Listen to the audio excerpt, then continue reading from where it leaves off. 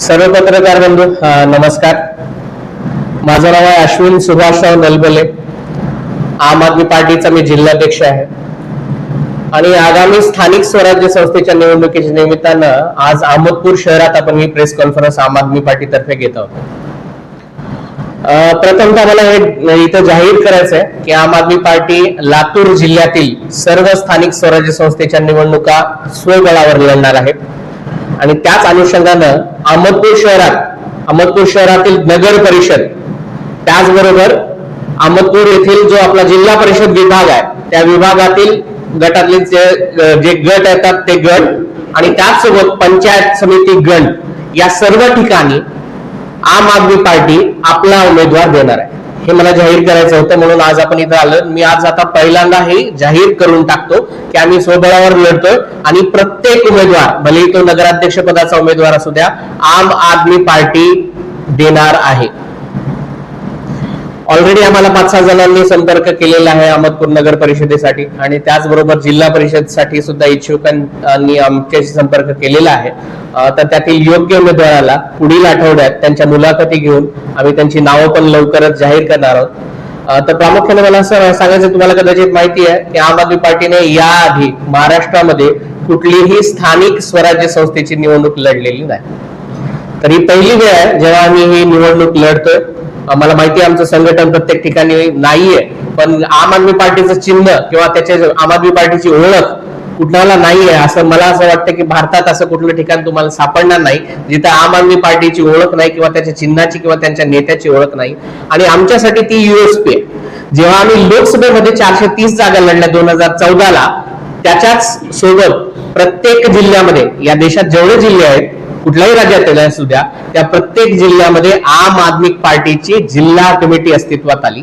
पण असं असतानाही पक्षांच्या समोर जो अजेंडा होता किंवा पक्षाला असं वाटलं की छोट्या छोट्या राज्यांमध्ये आपण अगोदर फोकस करावा, म्हणून आम्ही दिल्ली आणि पंजाबमध्ये सुरुवातीला फोकस केला आणि त्याच्यानंतर गोव्याला फोकस केला. तर गोव्यामध्ये आमचे 2 आमदार आहेत आणि गुजरातमध्ये सुद्धा आमचे 5 आमदार आहेत. तर हळूहळू हा प्रवास आमचा सुरू आहे, राजकीय प्रवास मी त्याला म्हणेन. आणि लोकांच्या समोर एक सशक्त पर्याय, एक चांगला पर्याय घेऊन आम्ही निघालेलो आहोत. म्हणून तुमच्या मार्फत मला अहमदपूरच्या जनतेला हे आवाहन करायचं आहे की जनता, आम्ही जनतेतूनच उमेदवार देतो, आम्ही तुमच्यातून उमेदवार देतो. कारण आम्हाला असं वाटतं की जनतेतून जर उमेदवार आला तरच तो जनतेचं भलं करू शकतो.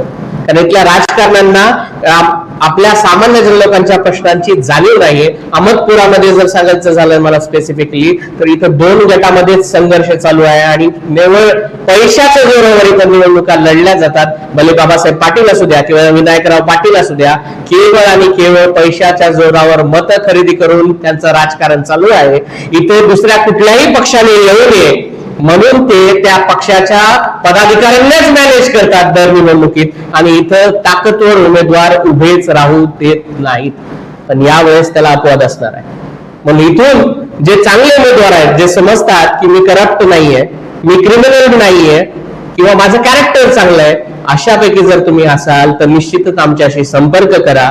9822031625 हा आमचा संपर्क क्रमांक आहे. या संपर्क क्रमांकावर तुम्ही आमच्याशी संपर्क करा आणि आम्हाला जर असं वाटलं की तुम्ही योग्य उमेदवार आहात तर अशा योग्य उमेदवाराला आम आदमी पार्टी निश्चित संधी देईल आणि तुम्ही त्या संधीचं निश्चित सोनं कराल असं मी अपेक्षा बाळगतो. आणि एवढंच आज इथं मला जाहीर करायचं होतं की आम्ही इथं लढतोय आणि तुमच्या मार्फत ही माहिती मला जनतेसमोर पोहोचत होती. याच्यासाठी आपण इथं जमलेलो होतो. तर मला असं वाटतं मी जे सांगायचं ते सांगितलेलं आहे. धन्यवाद. तुमचे काही प्रश्न असतील तर आपण ते प्रश्न घेऊया.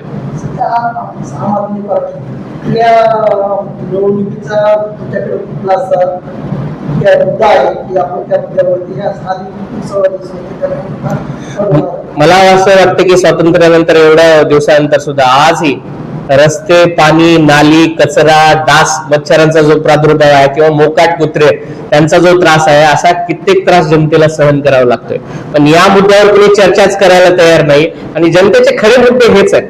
आणि स्थानिक स्वराज्य संस्थेकडून अपेक्षित काय असतं की नगर परिषदेमध्ये माझा जो उमेदवार आहे, माझा जो वॉर्डचा नगरसेवक आहे, त्याला मी अप्रोच करून माझ्या अशा काय समस्या आहेत, माझ्या घरासमोर नाली व्यवस्थित आहे का, मला पाणी व्यवस्थित येते का, किती दिवसाला येते, इतर ते स्वच्छ येते की नाही, डासाचा प्रादुर्भाव आहे का. अहो काही काही ठिकाणी तर अशी परिस्थिती आहे, तुम्ही छोट्या गल्ल्यांमध्ये जा, मुस्लिम वस्त्यांमध्ये, दलित वस्त्यांमध्ये तुम्हाला रस्ते व्यवस्थित दिसणार नाहीत. रस्ते जर असेल तर एक ते कुठेतरी जाऊन एंड होतात, त्या नाल्या काढलेल्या नाहीत, म्हणजे बिकट अवस्थेतून लोकांना जावं लागतंय. म्हणून हे छोटे छोटे मुद्दे घेऊन, जनतेचे खरे मुद्दे घेऊन जनतेलाच समजवण्यासाठी की बाबा हो तुम्हाला ह्या मुद्द्यांवर मतदान करायचंय. वर मत चोरी होते, ठीक आहे, मत चोरी हा गंभीर मुद्दा आहे, नक्कीच मुद्दा आहे, पण केवळ त्याच मुद्द्यावर इलेक्शन लढता येत नाही. किंवा हिंदू मुस्लिम करून एकमेकांच्या विरोधात केवळ पैसे वाटून किंवा एकमेकांवर टीका करून बाबासाहेब पाटलांनी विनायकराव पाटलांवर करावे, विनायकराव पाटलांनी बाबासाहेब पाटलांवर करावे. उद्या जर वाटलं अजित पवार गटात मी आहे आणि मला जर अजित पवार गटातून चान्स नाही मिळाला तर मी उद्या शरद पवार गटात जायला तयारच आहे. म्हणजे फक्त पक्ष बदलायचे, समस्या जे असेल ते ठेवायचा आणि सत्तेचं जे केंद्र आहे ते केवळ आपल्या हातात ठेवायचं. अशा प्रकारचं गलिच्छ राजकारण इथं चालू आहे आणि त्याला छेद देण्यासाठी केवळ आणि केवळ लोकल मुद्द्यांवर ही निवडणूक झाली पाहिजे असं आमचं मत आहे आणि लोकल मुद्दे घेऊनच आम्ही पुढे जाणार आहे. लातूरहून इथं पत्रकार परिषद आपण आयोजित केली. आम आदमी पार्टीची अहमदपूर शाखा आहे की नाही असेल तर मग इथले पदाधिकारी या पत्रकार परिषदेला का उपस्थित? नक्कीच. तर मी प्रामाणिकपणे पहिलेच सांगितलं की आम आदमी पार्टीची ही महाराष्ट्रातली पहिली निवडणूक आहे, स्थानिक स्वराज्य संस्थेची निवडणूक आहे आणि आम्हाला असं वाटतं की स्थानिक स्वराज्य संस्थेच्या निवडणुकीच्या निमित्तानंच पक्ष संघटनेस बळकटी मिळते.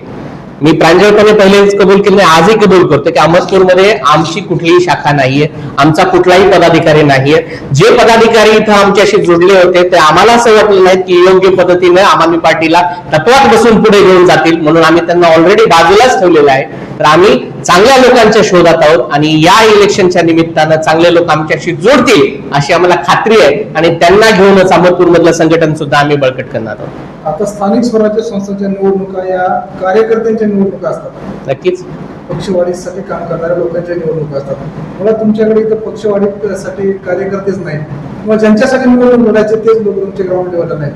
मग काय आव्हान करणार अहमदपूरकरांना? नाही, अहमदपूरकरांनाच आवाहन करतो की बाबा तुम्हालाच आता हे सगळं हातात घ्यायचंय, कारण तुमच्यासाठी बाहेरून येऊन लातूरून येऊन मी काय करणार नाही, तुमच्यासाठी कुठला उमेदवार आयात करून काही करता येणार नाही. जे काय करायचं इथल्या स्थानिकच्या लोकांनाच पुढे येऊन करावं लागेल आणि असं समजू नका की राजकारणापासून आपण अलिप्त राहून आपलं काहीतरी बनवू शकतो, हे शक्य नाहीये. मी स्वतः एक सॉफ्टवेअर इंजिनियर आहे पेशाने, राजकारण हा माझा पेशा नाही, आम्ही पूर्ण वेळ राजकारणी नाही. आम्ही आपलं घर सांभाळून सगळ्या गोष्टी सांभाळून इथे करतोय का, कारण या देशात काहीतरी बदल व्हावा, काहीतरी चेंजेस व्हावे, जनतेच्या खऱ्या मुद्द्यावर बोलावं, ते चर्चा त्याच्यावर व्हावी आणि कुठेतरी राजकारणाला व्यसन घालण्याचा प्रयत्न व्हावा. आणि हे व्यसन घालण्याचा प्रयत्न किंवा हा असा प्रामाणिक प्रयत्न केवळ सुशिक्षित चांगल्या घरून आलेले, ज्यांना राजकारणाचं बॅकग्राऊंड नाही, बॅकग्राऊंड असेल तरी वेलकम, पण प्रोव्हाइडेड तुम्ही चांगल्या विचाराचे असाल, तुम्ही लोकांसाठी खरंच काही करू इच्छित असाल तर भले तुम्ही कोणत्याही पक्षाचे असू द्या, दुसऱ्या पक्षाच्या उमेदवार जरी आम आदमी पार्टीकडे आला आणि आम्हाला जर असं वाटलं तर तो चांगल्या कॅरेक्टरचा आहे किंवा जनतेच्या समस्यांना न्याय देऊ शकतो, अशा लोकांना सोबत घेऊन आम्ही पुढे जाणार आहे. एकीकडे बघायला गेलं तर माजी राज्यमंत्री किंवा सध्याचे रनिंग मध्ये सहकार मंत्री घडगन, एकीकडे संपत्ती, कार्यकर्ते, पैसा, या सगळ्या गोष्टी असताना कोणत्या वेळेस तुमच्याकडे कार्यकर्त्यांनी तुमच्याकडे तिकीट मागावं? नक्कीच मला असं वाटतंय की पक्षाची ओळख ही खूप महत्वाची आहे. त्यांच्या पक्षाची नक्कीच ओळख आहे, पण ती काय ओळख आहे आज आपण बघतोय टीव्हीवर. पार्थ पवारांचं एक प्रकरण चालू आहे, लोकांच्या समोर आहेत म्हणून अजित दादा 72,000 करोडचा घोटाळा केला असं म्हणतात. त्यांच्याविषयी म्हणजे भरपूर चौकशा पण राहिल्या होत्या, पण तेच अजित दादा आज बीजेपीच्या मांडीत लावून बसलेत. मग त्यांची काय विचारधारा? मग या लोकांची विचारधारा केवळ आणि केवळ सत्तेचं राजकारण आहे, केवळ आणि केवळ पैशाच्या जोरावर आहे. तुम्ही म्हणल्यासारखंच यांच्या सहकार मंत्री म्हणतात, मला माहित नाही सहकारात किती मोठं यांनी काम केले आणि त्या सहकार क्षेत्रातून अहमदपूरच्या लोकांना किती प्रमाणात रोजगार मिळाला. महेश अर्बन बँक मला त्यांची माहिती आहे किंवा 1-2 प्रकल्प त्यांचे माहिती आहेत, पण असं काही झालंय का की अहमदपूरच्या तरुणाला खूप मोठा न्याय मिळालाय, खूप मोठे रोजगार इथं तयार झालेत? सहकार मशी तेव्हाच आपण स्वतःला म्हणून घेतलं पाहिजे जेव्हा आपण इथल्या तरुणांना काहीतरी हाताला काम देऊ, त्यांना इलेक्शन मध्ये केवळ जर एक मॅन पॉवर म्हणून जर आपण वापरणार असतील, आपल्या मागे केवळ कार्यकर्ते म्हणून फिरवणार असतील तर मला असं वाटतं तो खरा विकास नाहीये. आणि त्याच्यामुळे आपल्याला या सगळ्यांशी लढायला एक मानसिक बळ लागतं, एक नैतिक बळ लागतं, ते आमच्याकडे आहे. अहमदपूरकरांनी इथल्या जनतेने समजा आपल्याला संधी दिली तर पहिलं विजन काय असणार, काय बदल करू इच्छित अहमदपूरमध्ये? मला सुरुवातीला जर अहमदपूरकरांनी संधी दिली तर अहमदपूरकरांचा मला असं वाटतं की जनता महागाईने खूप त्रस्त आहे ऑलरेडी. टॅक्सच्या स्वरूपात आपल्याकडून लूट केली जाते. आपण पाणीपट्टी भरतोय अहमदपूरमध्ये, सगळ्यांना माहिती आहे. पाणी किती दिवसाला येतं तुम्हालाही माहिती आहे, सगळ्यांनाच माहिती आहे. मग जेव्हा आपण जर केवळ त्या कराचं विवरण बघितलं, जर करपत्रक आपल्याकडून घेतलं जातं, घरपट्टीच्या नावाखाली आपल्याकडून काय काय चार्जेस घेतले जातात, ते करपट्टीचे चार्जेस जर बघितले तर आपल्याला बऱ्याच गोष्टी क्लिअर होतील. उदाहरण देतो, त्याच्यात शिक्षण कर लावलेला असतो, त्याच्यात स्वच्छता कर लावलेला असतो, असे बरेच कर त्याच्यामध्ये लावलेले असतात. पण तुम्हाला असं वाटतं का की स्वच्छता खूप चांगल्या प्रमाणात होते? पाणीपट्टी केली जाते, पण मला आठवड्याला कमीत कमी 15 दिवसाचं गोष्ट मिळून आठवड्याला कमीत कमी आणि मला वेळेवर येतं का? असं जर असेल तर जनता या सगळ्यांना आपण कर कशासाठी देतोय? मग जर करच आपण देतोय त्याच्या मोबदल्यात सुविधा मिळत नसेल तर त्या करालाच आपण कमी करू शकतो ना, किंवा आपण त्याच्यासाठी सुविधा देऊ शकतो. तर आमचं असं म्हणणं आहे की घरपट्टी आम्ही निश्चितच इथं काही ना काही प्रमाणात कमी करण्याचा प्रयत्न करू. त्यासोबतच नळपट्टी जी आहेत ती रिझनेबल करण्याचा प्रयत्न करू. आणि जर आम्ही पाणी देऊ शकलो नाही तर डेफिनेटली आम्हाला असं सांगावं लागेल की आम्ही इथं घरपट्टी हाफ, नळपट्टी माफ करू जर ती पोझिशन आली तर. पण आम्ही 100% तुम्हाला अगोदर व्यवस्थित पाणी देण्याचा प्रयत्न करू, प्रामाणिक प्रयत्न करू. आणि आम्ही जर तिथं कमी पडलो, आम्हाला असं वाटलं की वरून यंत्रणा हलत नाहीये, बाकी लिंबोटेच्या आपल्या धरणातून किंवा बाकीच्या इतरातून पाणी वेळेवर आपल्याला आणता येत नाही, तर कुठं ना कुठं आर्थिक स्वरूपात सुद्धा त्याचा मोबदला नागरिकांना मिळाला पाहिजे. केवळ जनतेच्या खिशातून लूट नाही झाली पाहिजे, हे आमचं विजन आहे आणि हे घेऊन पुढे जातोय. पूर्ण इतर राजकीय पक्ष आम आदमी पार्टी, त्याच्यामध्ये नेमकं वेगळेपण काय आहे? पहिलं असं मला वेगळेपण सांगायचं आहे की आमच्यासारखे शिकलेले लोक या पक्षामध्ये आलेले आहेत, ज्यांचा राजकारणाशी काही संबंध नव्हता, कुठल्या घराण्याशी आमचा संबंध नाही.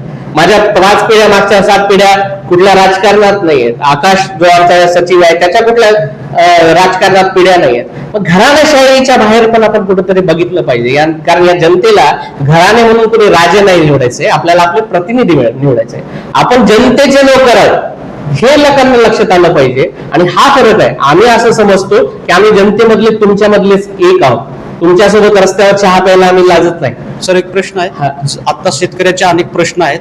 जर एखादी शेतकरी कुटुंबातील व्यक्ती असेल किंवा सामान्य कुटुंबातील व्यक्ती जर आपल्याकडे तिकीट मागायला तर आपण त्याला द्याल का? नक्कीच देऊ. आम आदमी पार्टी सामान्यातल्या भरे तो त्याची आर्थिक परिस्थिती नसू द्या, आमचं केवळ एवढं एक्सपेक्टेशन असतं की कारण आम्ही कोणाकडून फंडच्या स्वरूपात, बाकीच्या स्वरूपात कलेक्शन करत नाही जसं बाकीच्या पार्ट्या करतात. आमचं एकच म्हणणं असतं की तुम्ही या आमच्याकडं, पण तुम्ही त्या ताकदीनं लढण्याचा प्रयत्न करा. तुमची आर्थिक कॅपॅसिटी आज नसेल पण तुम्ही दुसऱ्या यंत्रणा वापरा. जसं तुम्हाला जर प्रचार करायचा असेल तर तुम्ही हातात बोगा घेऊन सुद्धा प्रचार करू शकता, किंवा त्याच्यासाठी लाऊडस्पीकर किंवा अजून काही डीजे लावायचं असलं तोही लावू शकता. प्रचार कसा करायचा तो अवलंबून आहे. पण तुम्ही जर त्या ताकदीने लढत असाल, लढणार असाल, आणि आम्हाला असं वाटलं की त्या तिकिटाला तो न्याय देऊ शकतो, तर भले कुठल्याही कुटुंबातला तो असू द्या, आम्ही त्यांना 100% तिकीट देऊ. माजी मंत्र्यांचा आपण उल्लेख केला की दोघेच खांदेकर करून सत्तेवर येतात, अगदी 100% ते खरं सुद्धा आहे. परंतु ते सातत्याने इथल्या लोकांच्या संपर्कात आहे. तुम्ही निवडणुकीच्या पुढे फक्त आम्ही आलो तुमच्याकडे मतदान करा मला, असं हे कुठेतरी विसंगती वाटत नाही. नाही, 100% असं तुम्हाला वाटू शकतं, पण मला तसं वाटत नाहीये. कारण कसा विषय कसा आहे, संपर्कात असणं वेगळी गोष्ट आहे, पण त्या संपर्कात राहिल्यानंतर तुम्ही लोकांसाठी काय करता, कुठल्या योजना आणता, इथल्या लोकांसाठी तुम्ही ऍक्च्युअली काय केलेलं आहे. नगर परिषदेची इमारत मला आता कित्येक वर्षांनी थोडीशी चांगली झालेली दिसली आणि तिथं जाळे वेळे काढलेले. मी अहमदपूरचा त्याच्यामुळे मला माहिती आहे, मागच्या 35-40 वर्षात मी लहानपणापासून बघत होतो ती इमारत सुद्धा भकास होती. तर असं परिस्थिती जर अहमदपूरला असेल आता, म्हणजे आपल्या तलातून दिलेल्या ते बाकीचे तालुके बघा, तुम्ही उदगीरची गोष्ट बघा, किती मोठी बाजारपेठ आहे. या सगळं असताना आपण शेतकऱ्यांसाठी किमान सोडा, ग्रामीण भाग आहे म्हणून शेतकऱ्यांसाठी आपण काय केलंय. मग असं जर तुम्ही काहीच केलेलं नसेल तर नुसता संपर्क तुमचा दांडगा असून काय फायदा. आणि वेळोवेळी केवळ आमचा संपर्क आहे म्हणून फक्त खांदे पलट करायचा आणि त्यांनाच संधी द्यायची, ही काही पद्धत बरोबर नाहीये. आम आदमी पार्टीने निश्चितच आम्ही दिल्लीमध्ये कामं केलेली आहेत, आम्ही पंजाबमध्ये कामं केलेली आहेत. नुकताच पीक अनुदानाचा जेव्हा मुद्दा निघाला, पीक विम्याचा मुद्दा निघाला किंवा आता जे नुकसान भरपाईचा मुद्दा निघाला, तेव्हा प्रामुख्याने आम आदमी पार्टीची चर्चा झाली की आम्ही पंजाबमध्ये 50,000 रुपये हेक्टरी, 2.5 एकरला 50,000 रुपये नुकसान भरपाई दिलेली आहे. दिल्लीमध्येही आम्ही अगोदर दिली होती, पण दिल्लीचं सरकार छोटं असल्यामुळे किंवा एका शहरापुरतं मर्यादित असल्यामुळे काही विधानसभा ह्या ग्रामीण भागातल्या होत्या. तसं असल्यामुळे त्याचा फोकस तेवढा झालेला नाही. पण आम आदमी पार्टीने पंजाबमध्ये दिल्यानंतर याची चर्चा पूर्ण देशात झाली आणि तशाच स्वरूपाची मदत आम्ही आज इथं देऊ इच्छितो जर आमचं इथं काहीतरी सरकार आलं तर.